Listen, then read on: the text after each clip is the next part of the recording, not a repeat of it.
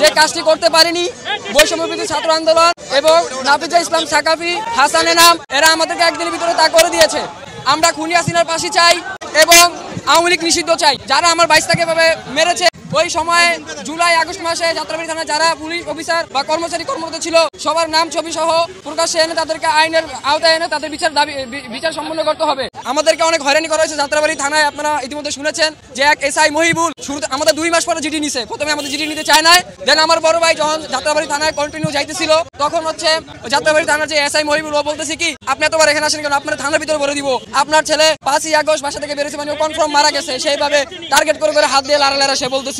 সে কিভাবে জানে যে 5 আগস্ট বাসা থেকে বেরিয়েছে হাসান মারা গেছে? তারা তো কনফিডেন্স কোত্থেকে আসে?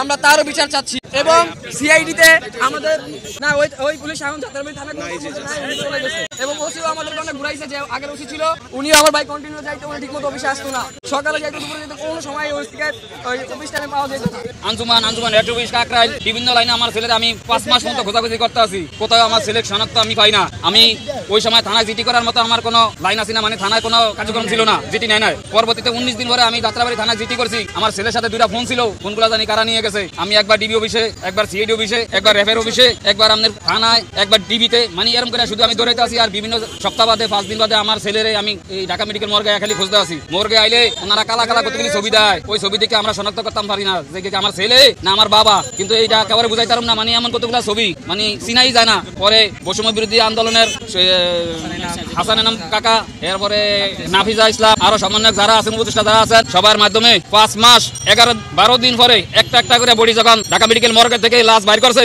তখন আমার ছেলে ওই পায়জামা, ওই পাঞ্জামি, ওই জাঙ্গা, ওই গেঞ্জি সব আমার এই ভাই শনাক্ত করছে। শনাক্ত করার পর কান দিয়া ওনারা দিতে চায় না, পরে আপনারা ডিএনএ দেওয়া লাগবো। ডিএনএ দেওয়ার পরে 1 মাস 1 দিন পরে মেসিং হয়েছে। আমার ছেলেরে যারা এই বাজে হত্যা করে আমারছে তাদের বিচার চাই এবং তাদের ফাঁসি চাই। একজন একজন করে ধরে আইনের আওতায় আইন না, আমার ছেলেরে যে বাজে নির্মাণ করে হত্যা করছে ওইদেরকে এই বাজে নির্মাণ ভাবে হত্যা করতে হবে, এই আমার প্রত্যাশা। এবং রাষ্ট্রীয়ভাবে আমার ছেলেরে যেন মর্যাদা দেওয়া হয় এবং শহীদ পরিবার হিসেবে আমাদেরকে যেন দেখা হয়, শহীদ মর্যাদা দেওয়া হয়। আর আমার এক বড় ভাই কাউসার বাংলাদেশ ব্যাংকে চাকরি করে, উনি আমাদেরকে অনেক সহযোগিতা পরামর্শ করেছে। ভোলা সদর কাছে আমার দেশের বাড়ি ভোলা সদর কাছে ইউনিয়ন। আমার ছেলে যাত্রাবাড়িতে থাকতো, আমার মেয়ের বাসায় থাকতো এবং মেয়ের জামাই দোকানে একটা ইলেকট্রনিক দোকানে হয়, কাপ্তান বাজার গুলিস্তান ইলেকট্রিক দোকানে হয় চাকরি করতো। তো পাশাপাশি 4 তারিখে হয় বাসায়, 4 তারিখে মানে দোকানে গেছে দুপুরে, দোকান থেকে আশেপাশে পরিস্থিতি খারাপ দেখা 5 তারিখে ওই বাসা থেকে বের হয়েছে। বের হওয়ার পর কান দিয়া ওর সাথে 2টা ফোন ছিল, ফোনগুলা জানি কারা নিয়ে গেছে। আমার ছেলের প্রথম জানাজা এই টিএসির মোড়ে হয়েছে, এখন দ্বিতীয় জানাজা কালকে আমাদের গ্রামের বাড়িতে ভোলা সদর কাছিয়া ইউনিয়ন পরিষদ সংলগ্ন শাহমাদার স্কুল